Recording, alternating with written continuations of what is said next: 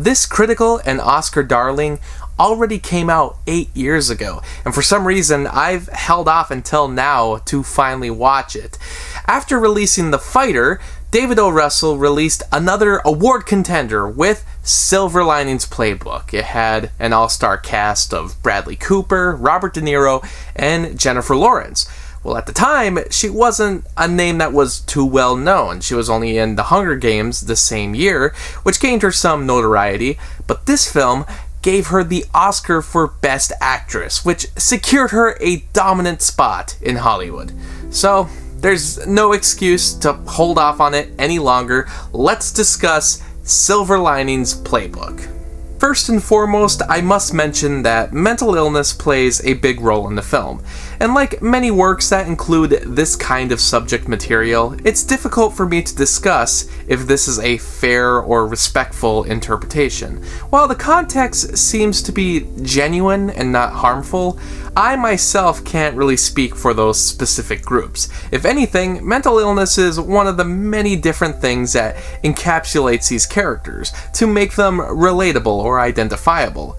But it's not up to me to decide if this is anything more than a tool that's used to create drama, or if this is an attempt to speak for a marginalized group.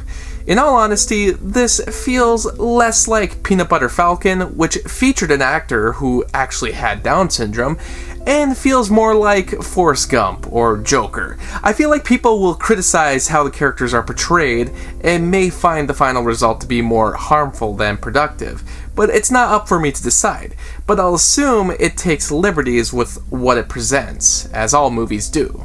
Cooper stars as Patrick, a recently divorced man who, after discovering his wife was having an affair, went on a violent tirade that landed him in a mental institution, where he discovers he has undiagnosed bipolar disorder.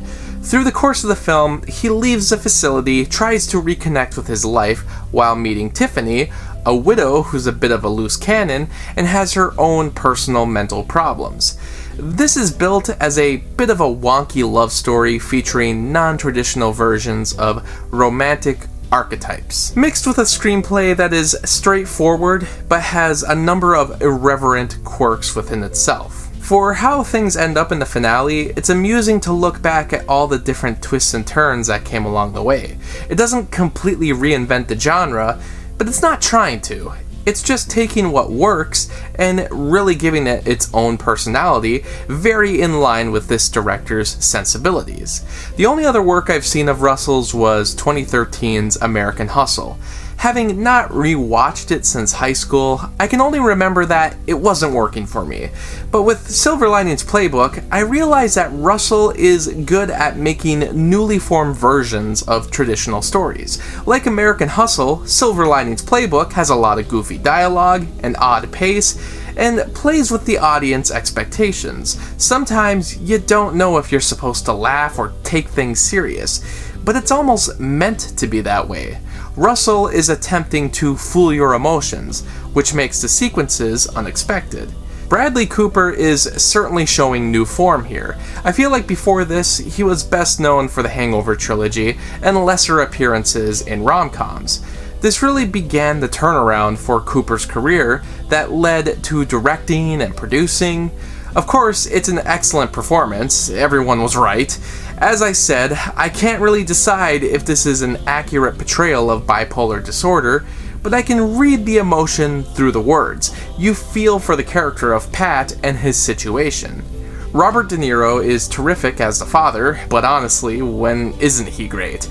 But seeing that he's been given quite a few comedic roles since the 2000s, it was nice to see him delve into the drama. Even at his age, he gets physical at times and seems so alive. He doesn't have a huge part, but it's memorable. This was a case where the film was nominated in all 4 acting categories at the Academy Awards, a feat that wouldn't happen again until a year after, when Russell's film American Hustle did it again. In any case, Jennifer Lawrence was the only one who went home with the Oscar. She's the standout of the piece, and has an interesting but vibrant chemistry with Cooper, even if the age difference is a bit astronomical when you really think about it. She has a temper, but she's also very engaging and personable. A lot of the comedy works very well. My personal favorite moments include the scene where Pat returns to the school and meets with another teacher who's denying his help while trying to flee into the building. It's uncomfortable but hysterical. I love when Pat comes to speak with Tiffany at her house. The parents believe he's there with ill intentions, like many men before. But as he's trying to explain himself, another guy literally comes to the door who is seeking ill intentions. Stuff like this can feel so random and almost like it's coming out of a Judd Apatow production. But it just fits the tone so well. It's kind of all over the place, but only in the best ways. There's plenty of times where you just don't know how to respond, but it probably makes things great for repeated viewings. The scene at the diner or the explosive confrontation after Pat's father loses a huge bet on the Eagles can leave you puzzled how to react. I suppose my only issue is the ending. For taking so many alternative routes for what's typically found in rom-com tropes, the finale is surprisingly plain.